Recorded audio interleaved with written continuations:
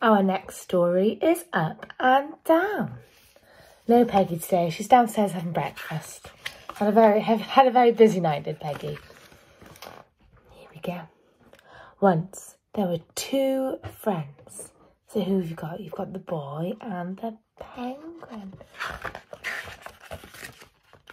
And they always did everything together. Until one day, the penguin decided there was something important he wanted to do all by himself. Fly. Look at the penguin flying. He wants to fly. He did own wings after all, even if they didn't work very well. Although that didn't stop the penguin from trying. He's been resilient like Reese. Resilient Reese. And trying. But nothing worked. And it wasn't long before he ran out of ideas. Oh, look. The balloon's trying to lift him up to fly. An even bigger balloon. He's still not flying. The boy even offered him a go in his plane. But the engine hadn't recovered from its last flight. And besides, it wasn't the same. The penguin wanted to do this by himself. I wanted to be independent. After doing a bit of homework, it seemed as though the odds were against him.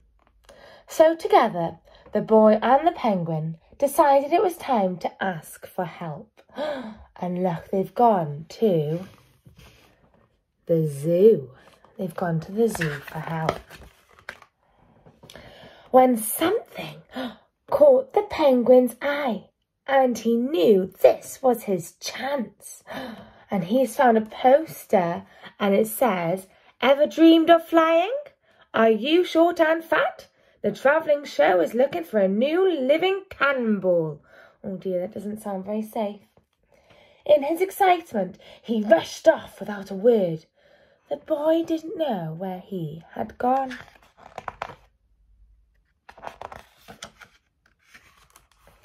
Meanwhile, the penguin had found the right place and was hired on the spot. Soon he'd get to fly. But suddenly he realised he didn't know where his friend was or how to get home.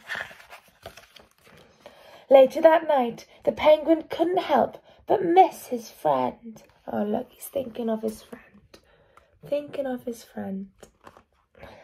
Likewise, the boy could barely sleep for worrying about his friend. So there the boy is, really late at night, and he can't sleep because he's missing his friend.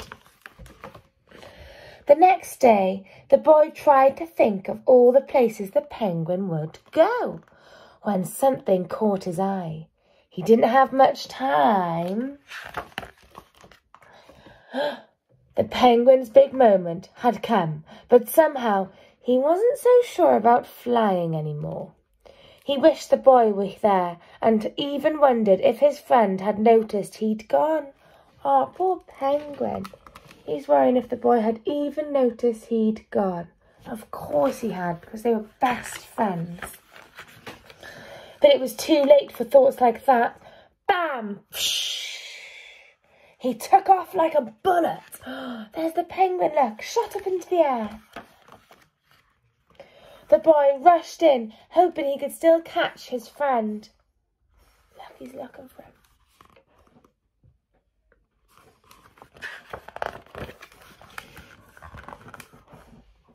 The penguin couldn't believe how high and how fast he was flying, and he had no idea how he was going to land. He was terrified and wished his friend was there to help him. So that penguin thinks he's all alone high up in the sky.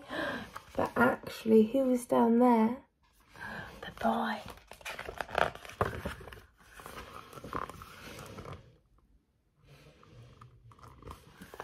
See what's happening next. So look, the boy has got some lots of different tools to see if he can help him. I wonder what he's going to do. There's the penguin coming down. The boy was there to catch him. Oh. The friends agreed that there was a reason why his wings didn't work very well. Because penguins don't like flying. And look, oh, the penguin's having a big, big hug. So together, the two friends made a break for home.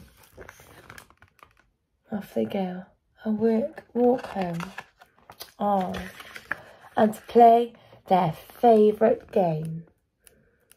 Oh, I love that story. And it shows that friends will always be there for each other.